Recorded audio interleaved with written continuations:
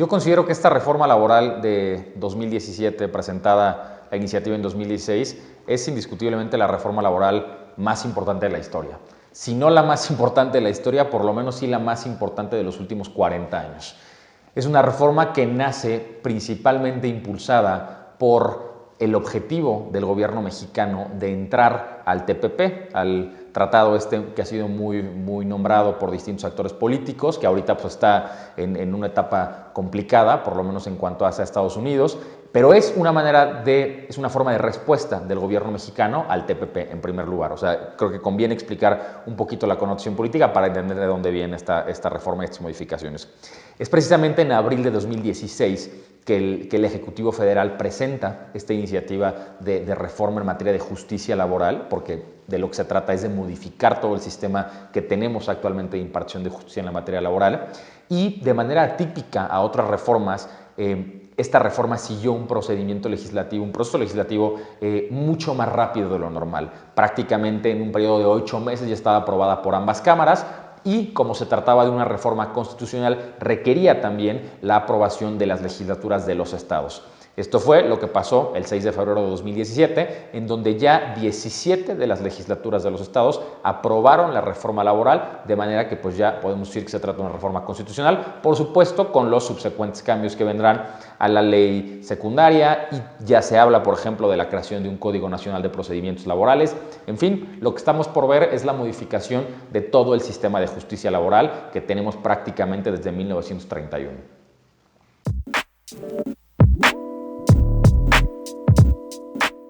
Es para mí la reforma más importante, por lo menos de los últimos 40 años. Y a pesar de que todavía estamos en una etapa en la que todavía no podemos vislumbrar cómo va a ser la ejecución de estas reformas, sí podemos señalar aspectos muy puntuales. Primero que nada, esta reforma toca 2 artículos constitucionales, el 107 y el 123. De momento es lo único que ha modificado, y presenta 5 modificaciones en particular. La modificación más importante, bajo la cual se ha hecho una buena cantidad de ruido alrededor de esta reforma, es la supresión de las juntas de conciliación y arbitraje, siendo sustituidas por tribunales y juzgados laborales.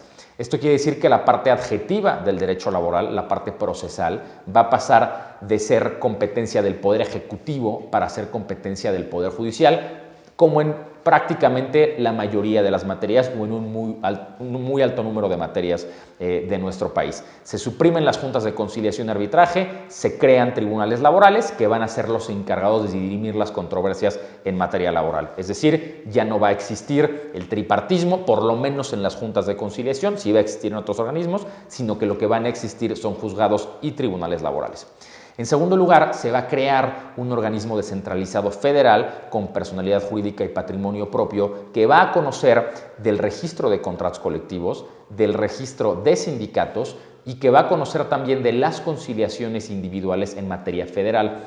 Esto quiere decir que le van a quitar una serie de facultades y atribuciones que hoy tiene la Secretaría del Trabajo y Previsión Social, y principalmente este organismo pues se va a encargar de conocer registro de sindicatos, registro de contratos colectivos y, como les decía, el tema de las conciliaciones individuales en materia federal.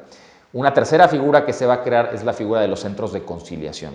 Los centros de conciliación, que van a ser organismos que se van principalmente a encargar de conocer de las conciliaciones en materia local. Hoy en día, si bien la conciliación es una parte fundamental del procedimiento laboral, es más, la primera audiencia del procedimiento laboral es una audiencia de conciliación, demanda y excepciones, está clarísimo que no se le ha dado la formalidad que requiere para verdaderamente hacer un intento genuino por avenir a las partes. Hoy, como funciona en la práctica, es que uno se apersona en una audiencia, por ejemplo, llega con el funcionario conciliador, llega ante el auxiliar, la mecanógrafa, y lo que le preguntan a uno es, ¿quieren conciliar las partes? Y si las partes dicen que no, inmediatamente se abre la siguiente etapa de la audiencia. Es decir, no hay un esfuerzo verdaderamente genuino por avenir a las partes, que dicho sea de paso, es la naturaleza misma del derecho laboral. Entonces se presume que con la creación de estos centros de conciliación, la conciliación va a tomar un aspecto y una connotación mucho más seria, por decirlo de alguna manera. Esto quiere decir que previo a entrar al litigio formal ante el tribunal laboral, las partes van a tener que acudir a los centros de conciliación, si es materia local,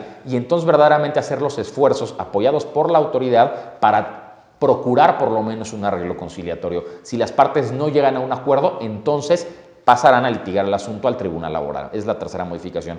La cuarta modificación tiene que ver con los sindicatos, en donde los agremiados van a poder elegir a su directiva sindical a través del voto libre, directo y secreto. Y la quinta modificación, que tal vez es la segunda en importancia después de la supresión de las juntas de conciliación y arbitraje, es que a partir de esta reforma, a partir de que esta reforma sea efectiva, los sindicatos que emplacen a huelga a una empresa a través del objeto de firma de contrato colectivo van a tener que acreditar que cuentan con la representación de los trabajadores.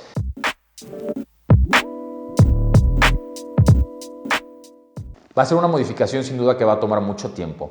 Hemos transitado en un sistema de justicia laboral en el que el tripartismo es lo más importante. Esta figura que nació del modelo italiano, en donde hay tres partes que resuelven un conflicto laboral. Una parte que representa al gobierno, una parte que representa a los trabajadores y una parte que representa a los patrones. Así hemos transitado prácticamente desde el inicio de los tiempos laborales, digámoslo así.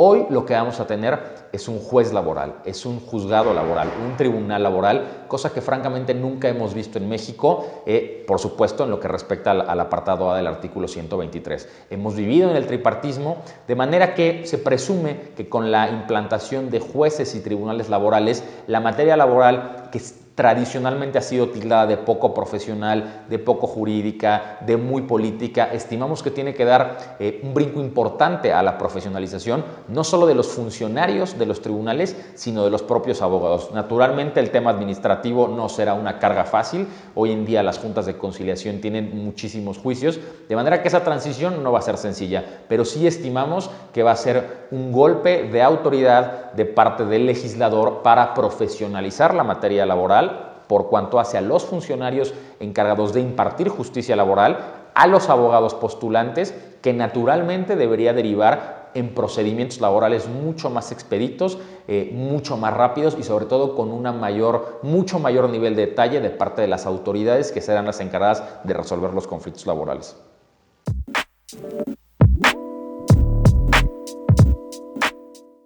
Lo que va a pasar con los asuntos que están radicados en las juntas de conciliación es que se van a transferir a los juzgados laborales.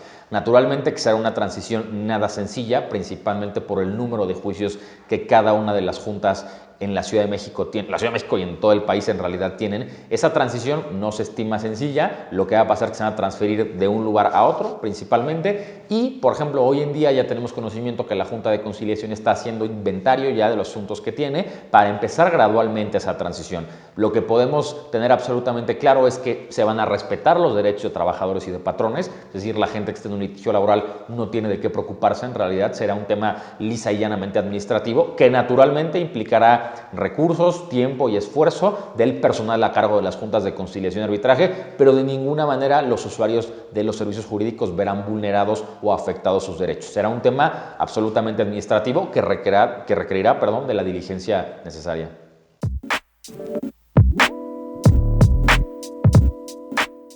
El tema presupuestario en realidad es una de las grandes interrogantes de esta reforma. Como he platicado anteriormente, apenas estamos digamos, al principio de esta reforma. Si bien ya es una reforma constitucional en los más estrictos términos de ley, estamos por ver apenas la implementación, estamos por ver la creación del Código Nacional de Procedimientos Laborales. Hoy en día la Secretaría del Trabajo y Previsión Social designó una unidad de enlace que va precisamente a vigilar esa transición del Poder Ejecutivo al Poder Judicial, esa transición de las juntas a los tribunales. De manera que estamos por ver muchos cambios, muchas cosas que tendremos que ir viendo sobre la marcha, cómo se van desenvolviendo, y uno es justamente el tema presupuestario. El tema presupuestario es una de las grandes interrogantes de esta reforma porque por lo menos sabemos que en el presupuesto de este año no fue considerado. Entonces, la gran pregunta, la gran crítica es ¿quién va a absorber ese presupuesto ahora? ¿Va a ser el Poder Ejecutivo? ¿Va a ser el Poder Judicial? Lo lógico sería que fuera el Poder Judicial, pero realmente no tenemos absoluta certeza. No tenemos la certeza de saber hasta qué punto está tomado en cuenta para el presupuesto. Sabemos que este año no fue tomado en cuenta. Entonces, naturalmente que el presupuesto es un tema que tendrá que ver el gobierno federal en turno, que hoy en día no tenemos la certeza si va a salir de un poder o del otro, pero que va a ser un tema fundamental para lograr la debida implementación. Sin el presupuesto adecuado, en realidad estamos condenados a seguir viviendo en el sistema de justicia laboral que hemos vivido en los últimos años. Un sistema al que le faltan funcionarios capacitados, al que le faltan muchísimos aspectos fundamentales para la buena impartición de justicia laboral. Habrá que ver cómo termina de resolverse esto, pero tendría que haber un involucramiento fuerte del gobierno federal para asegurarse que el presupuesto sea el adecuado para dirimir este tipo de conflictos laborales.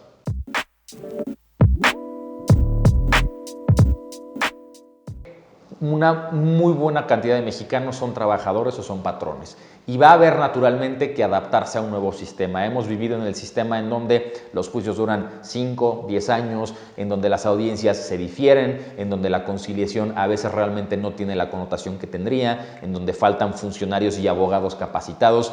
Hemos vivido francamente en un mundo de derecho laboral que no es el mejor de los mundos, un mundo laboral que siempre es tildado de político, como les decía, de poco jurídico, de muchos temas y muchas connotaciones negativas, que se ha ganado el derecho laboral precisamente por esta falta de profesionalización, de presupuesto y de darle la seriedad que requiere a un derecho que lo que hace es tocar el patrimonio de las personas físicas y morales. Es importantísimo conocer esta reforma para saber cómo nos va a afectar bien como trabajadores o bien como patrones. Todo el sistema de justicia laboral va a dar un vuelco de 180 grados. Habrá que conocer un nuevo cuerpo normativo, por principio de cuentas, el Código Nacional de Procedimientos Laborales. Hoy en día en la ley tenemos una parte muy chica de derecho adjetivo, de derecho procesal. Ahora habrá todo un Código Nacional de Procedimientos que habrá que aprender, que habrá que estudiar. Y seguramente con esas modificaciones vendrán otras. Habrá que ver cómo se modifica la ley y habrá que ver sobre todo la implementación. Es fundamental porque todos estamos, no todos, pero mucha gente en este país tiene un trabajo, recibe un salario, está subordinada a alguien eventualmente. Entonces, ya sea que estemos de un lado o del otro, esta reforma va a impactar naturalmente un derecho que es absolutamente social y absolutamente derecho humano, que es el derecho del trabajo.